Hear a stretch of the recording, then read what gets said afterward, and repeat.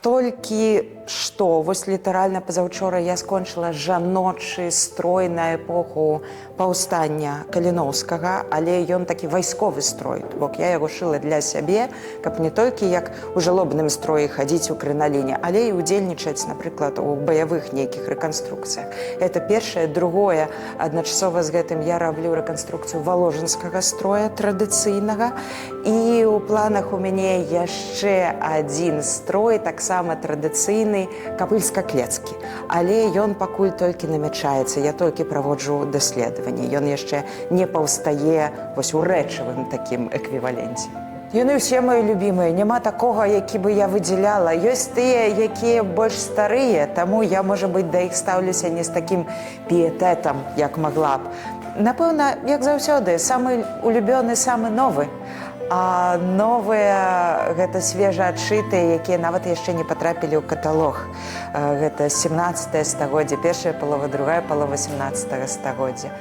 Я магу выдзеліць два строі, на якія было змарнавана вельмі шмат высілкаў і працы. Першы гэта калінкавіцкі строй, таму што там вельмі шмат дробнай працы, там вышытая вельмі багата кашуля малюпасенькімі крыжыкамі, намітка вышытая агромністымі такімі палосамі на канцах, фартух багата аздоблены, гарсет багата вышыты, і разам гэты строй, ну, гэта каля года працы. А другі строй, на які вельмі шмат высілкаў было патрачана, гэта строй другой паловы 17 стагоддзя, а-ля «Тры мушкетёра», Александр Дюма і ўсё такое, таму што там гарсет скрозь утырканы фішбінамі. Ён, па сутнасці, як такі жорсткі каркас.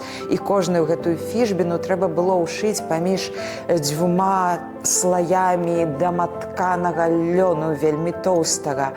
І гэта вельмі складана, а потым абцягнуць натуральным шоўкам. Доўга, складана, балюча ў правым сэнсе гэтага слова. Я пашыла ўнутраную частку гарсета. Я паставіла ўсе косткі, я ўручную абшыла ўсе краі. Цяпер на гэта можна ставіць шаўковую тканіну. А ведаеце, што самае класнае? Это тое, што ён на мне сышоўся. Я не ўмею ацэньваць сваю працу, не ведаю, колькі яна каштуе.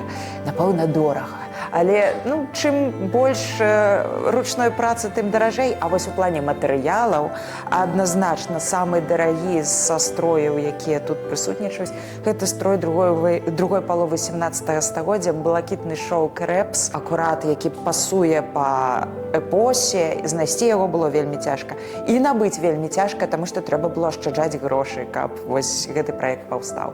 Кожны строй гэта інтэлектуальная таксама праца, гэта даследаванне гістарычнае, рэканструктарскае. Вельмі шмат нябачнай працы папярэднічае стварэнню строю. Яна вельмі доўгая, патрабуе шмат часу, засяроджанасці, але гэта агромністая радасць, гэта шчасце, таму што нічога не было, а потым хоп, і штосьці паўстала. І ўдвая прыемна, што гэта зроблена тваімі рукамі.